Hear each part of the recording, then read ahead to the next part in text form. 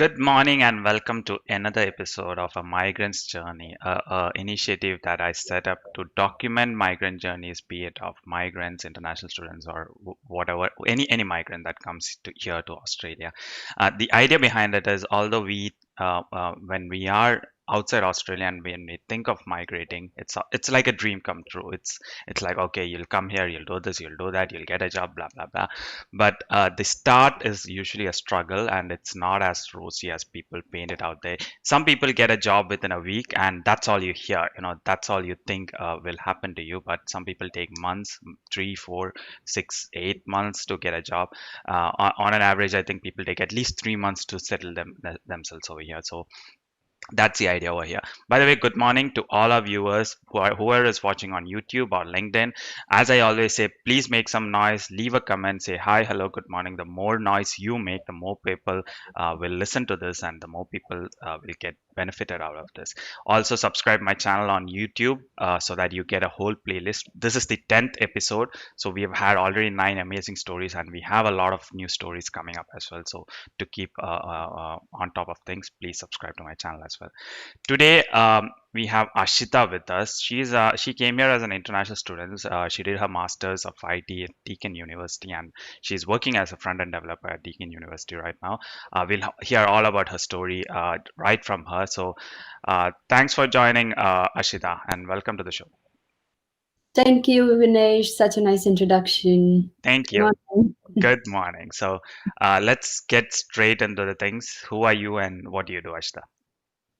My name is Ashita Gandhi. As you know, I did my Masters of IT from Deakin University, and I specialized in networking and cybersecurity. But that definitely not answers your question, who am I? Uh, I am a very professional person, as you can see, and plus, sorry. That's all right. It's just the weather that's really bad, and Yeah. just got a bit of cold and cough. So yeah, and I'm currently working as a Deakin front-end developer with Deakin University, Mm-hmm. and that position was not easy to get either. I worked as a casual for 9 months, and after pestering my manager to move me into Yeah. something more technical, she finally managed to do that, and I got this front-end developer role in February 2020. Okay, nice. By the way, I think there's some issues in my internet connection because Ashita is looking all blurry. Apologies for that, but you can hear people. I mean, you can hear us loud and clear. That's all that matters in the end. So let's go straight to the beginning. The point when you decided to move to Australia. Yeah. I typically say here that international students do not plan anything special before moving to Australia, but any plannings that you did or any preparations that you did before arriving to Australia?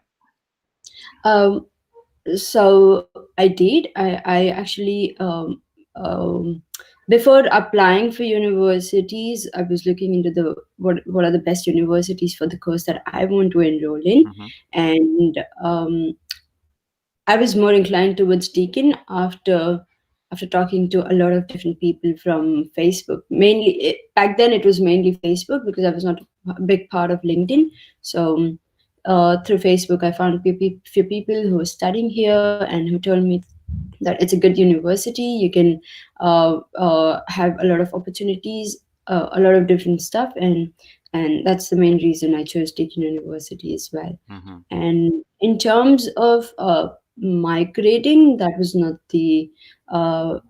not a priority for me back then. It's not a priority for me now, Mm-hmm. but it just seems that it's a good opportunity to try and get migrate, and I think I'm just balancing out between that, and there are a lot of different things. I like everyone else. I had a bunch of different beaches to visit, places to visit, a list of things that I have to do, so-called bucket list. Yeah. I didn't have bucket list exactly, but I was keen on doing certain things that I wouldn't have done if I was back home. Yeah, yeah, absolutely. Thanks for sharing that. Now, how was your first few months after arriving here? I know it's a big cultural change, and how things work here with regards to studies, or with regards to culture, or with regards to anything that happens out here is completely different. So, how was your experience like in the first few months? To be honest, I was completely alone. I didn't have any family or friends here. So when I landed in Melbourne, I was like, what am I doing here? Why am I here? Because it was so different from place where I come from, and I felt my place, the Bangalore, is much more advanced in terms of architecture and how the areas look compared to how Melbourne Airport looked. And I come to and Bangalore's airport is like thrice or four times bigger than what Melbourne's airport Yeah, is. I was shocked. I was in shock. But it was difficult to find house, difficult to find a job, difficult to interact with people because I didn't know how to interact, to be hmm, honest. Because Australia was the first country that I actually moved to and directly all alone. I've never been outside India at all hmm, without anyone. So it was really really difficult for me to adjust to the language. I didn't understand most of the stuff that they spoke to me about, and it was very how do I put it? It was very I was very keen on going back rather than staying at that point. yeah. I always admire the courage of international students. I can't even imagine when I was what 20, moving to a new country alone, spending money in dollars, talking to people. I mean, it's a whole different ball game, and the courage that you go through is massive. So you have to soak that in as an international student. Admit that. I mean, it's not an easy ride at all. So absolutely kudos to you for making that decision. So you're already taking a huge pressure, and yes, there are a lot more additional stuff coming in, but congratulate yourself for taking that big step in the first place. So that's very important over here. Now, job search. When did you start, or what was your start, or how did you start looking for a job when you just began this process? Um, Part-time jobs was not something that I was very interested in because I had my dad who was supporting me at that Hmm. time, and I didn't like the idea of doing dishes or restaurant job. It's not that I think they are beneath me, but I had difficulties doing them, so Hmm. I didn't like that idea. But I did try. It's not like I gave up completely. Initially, first trimester, I didn't do anything, but then after that, I tried getting a job. Like every one of my friends, every single friend of mine had a job. Hmm. I was the only one who was staying home. So I was trying to find, I found a couple of part time jobs. I did them, and turns out they were not really suited for me. Then I completely took a break. I went home, I came back. And then, probably in my last trimester, that's when it started hitting me that I need to now at least focus on getting a full time job. Yeah, Like, I don't want to do any part time jobs after my student visa expires. So, yeah. um, but in that process, when every single friend of mine were doing a part-time job, I was more involved with uni. So a lot of volunteering, a lot of internships. I was selected for a lot of different things, like going abroad, like to Italy. Also, Global Citizenship Program Award function where about 200 students they receive award, but I was one of the speaker. So I did get to do a lot of different things in different view than money, I would say. And my actual job started in October 2018. That's when I was mentored by one of my mentor coach, and he helped me get into a job. So it was through networking. Hmm. Uh, so that was my first job that I landed in 2000, Jan 2019, when that's when I started working Hmm. as a customer relationship management assistant. Yep. So it was not a completely IT job, but it was very much related as well. So a lot of data related job, Okay. and yeah. Yeah. So after So 5 months, I got into Deakin. yeah, Yeah. yeah. So you said you probably started in the last trimester of your uni. That's when you started doing all this stuff. So, Yeah. what is it that exactly you did? I mean, did you network or did you just apply for roles, or uh, that's something that's done commonly among international students or even migrants specifically. So, how did you start getting into this job search scene specifically? I didn't do it rigorously. Okay. Yeah, I did network a lot. I Hmm. spoke to a lot of different people on LinkedIn. I met a lot of people as well, but my main motive was to build a relation rather than try and get a job, Yeah. because the whole thing was I was not confident that I'm fit for a good role. At that point, I was more like I had a lot of self doubts, and that's why.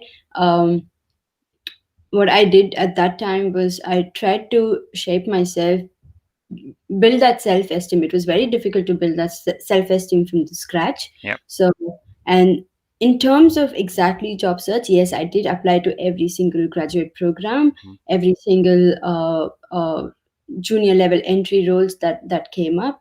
But the idea of job for me was to get into IT, and any field is fine for me. Mm. But that was not the case. Here you need to know exactly specialized team, specialized uh, sector or field that you want to work in, and Yeah. I didn't have an idea until I did 8 months of casual job, Yeah. and then I realized I wanted to become a developer. Yeah, absolutely. So, I like the way you put that. I mean, I think you were into networking early on, which is not very common among international students. And that usually people say, "Hey, I'm applying online. Hey, I'm applying online. I'm not getting any response," and that is the major thing that's in their head.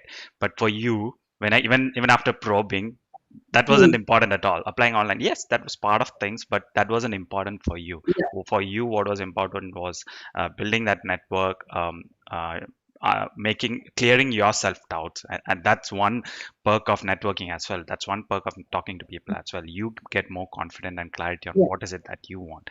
So Hmm. those were prominent, and that's actually surprising to hear from my international students, because most of the people that I talk to doesn't give me that perspective. And uh, Hmm. it's obvious to see that you give that's a reason, you know what is that you want, and you are where you are.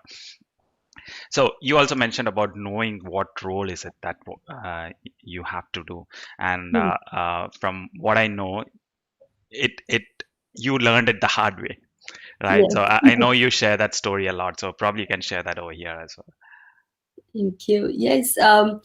So I first started in Jan 2019 as I told my mentor, any role is fine, and he put me into a CRM analyst sort of role, and where I had to deal with a lot of data. And after 2 months, it was a contract role. I was just filling a position one of the guy who left to India. So after doing 1 month of his work, I realized this is not what I want to do. But they were really happy with the work that I was doing, so they offered me a full time position in their firm.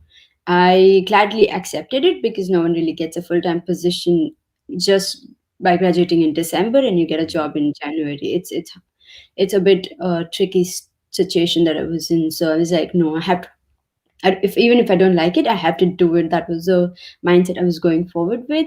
I did for 4 months, and I had some visa issues. My temporary resident visa was not yet granted, but I had applied for it, and the company had policy that you need to be on TR before they move you into that permanent position, and they had the urgency of filling that role. So, and that's the time I realized that I was very anxious. I was very depressed that was happening, Mhm.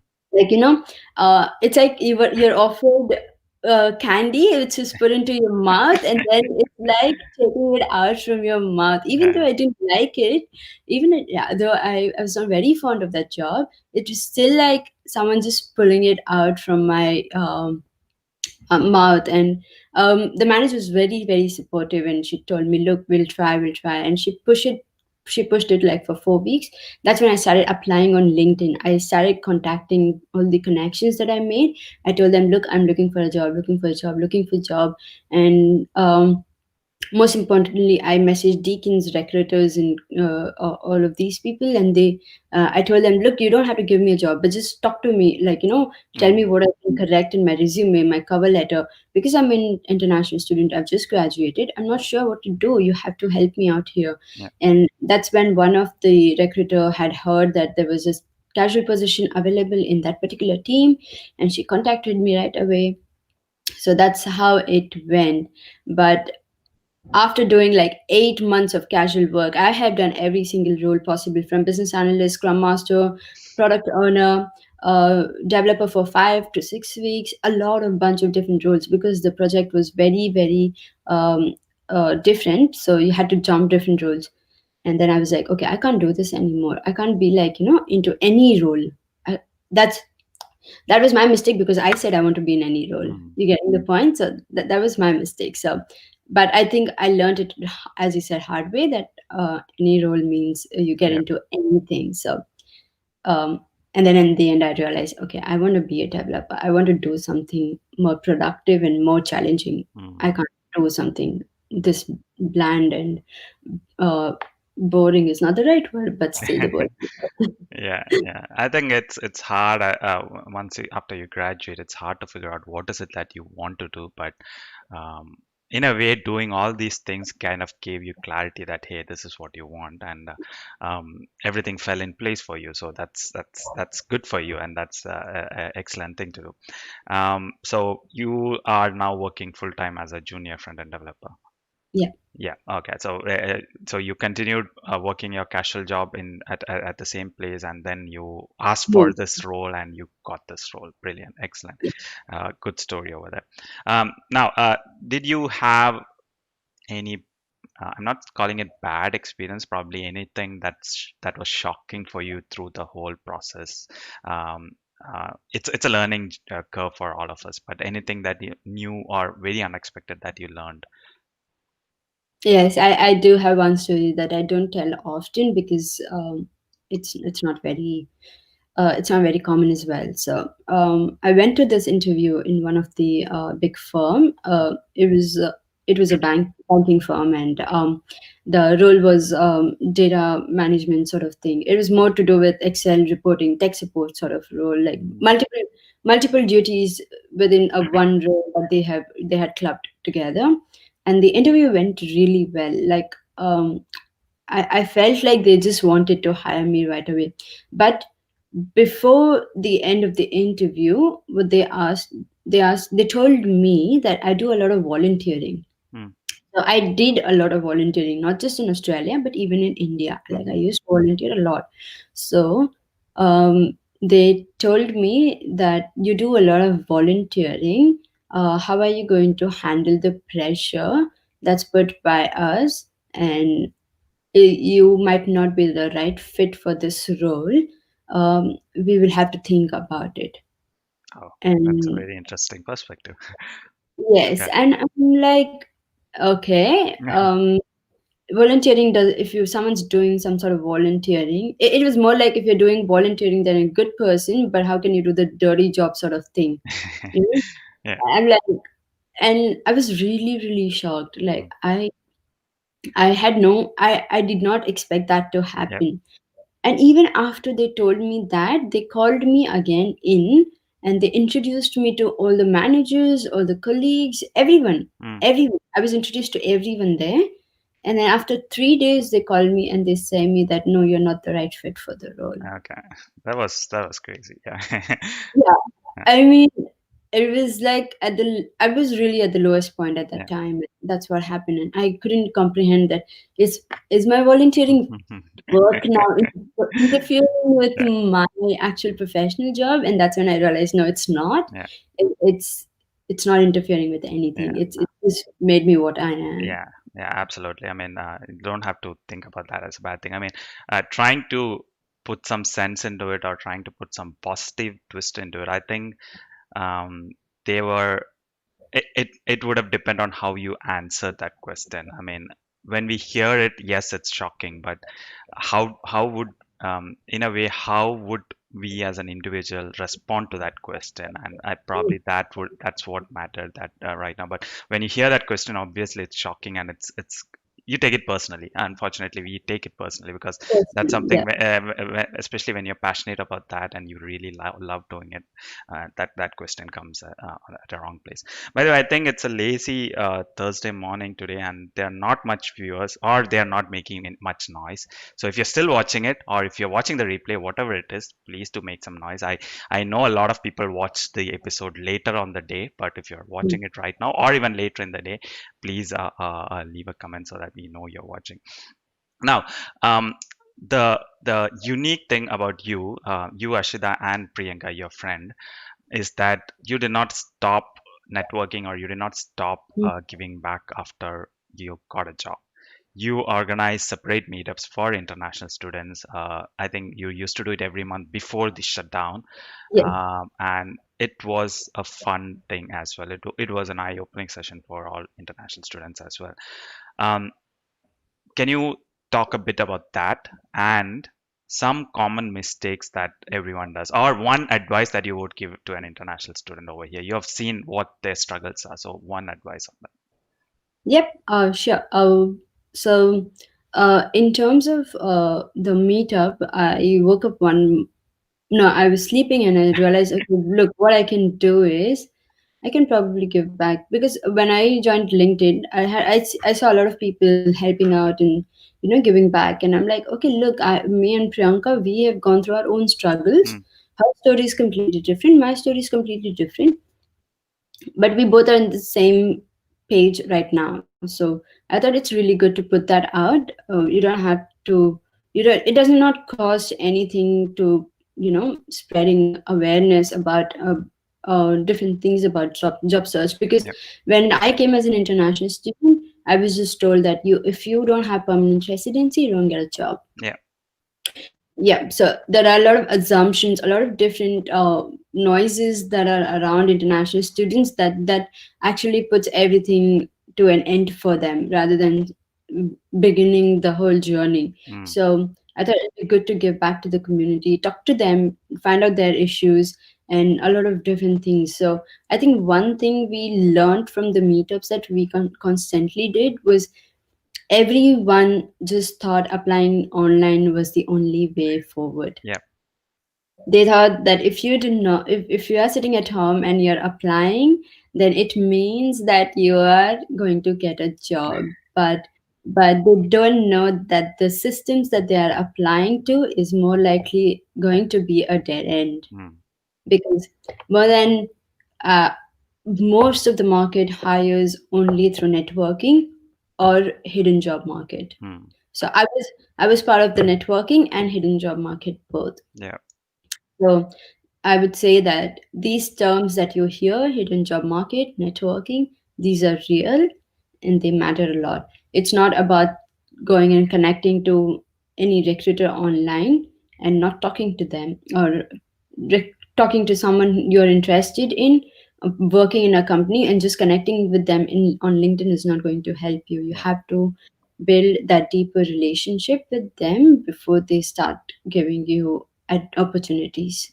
So absolutely. don't miss out on that thing. Yeah, Yeah. yeah. So I think that's key over here, and it's important that people do that. Now, you were part of my first ever meetup, I think. Yes, you Yeah. and Priyanka were part of the first ever meetup. A lot has changed after that, but I think that was start for you as well in the meetup scene. So, just a bit about what you thought about that, how the environment was. Did you attend any recent meetups? I know Priyanka attended. I'm not sure if you attended. No, No, I did okay, not. okay. So yeah, a lot changed in the past 1.5 years. But how was your experience like, and what did you feel about the whole thing? Um, to be honest, I felt that that entire place was filled with migrants, Yep, and we came as students who were going to graduate. talk to Yep, different that's students rather than migrants. But I think it opened our eyes in terms of that everyone's equal here, whether you're a student, whether you're a migrant, or whether you're just on short-term visa. Everyone have their own struggles, and the way everyone put out their stories made us realize that no, we are not alone into this whole thing. Everyone has issues getting a job, getting a PR, getting a good a networking, building a relationship sort of thing. Yep. So I think your meetup was one of the reason as well, that it got to me and Priyanka thinking that you've been so new to this country, you're sharing your stories to migrants, and we thought that it'd be good if we could share to international students, because I think somewhere I believe that that influenced that, it's seeing you give back because of your struggle of not getting a job for 8 months, how you were trying to help others. I think we thought that yes, we could put that, but for international students, very, very, very specific to international students only. Thank Yeah. you. I'm glad that it influenced and it kind of had a domino effect on people. I mean, that's what I always say. If you share your story, I mean, if every migrant actually shares their story, no migrant would struggle.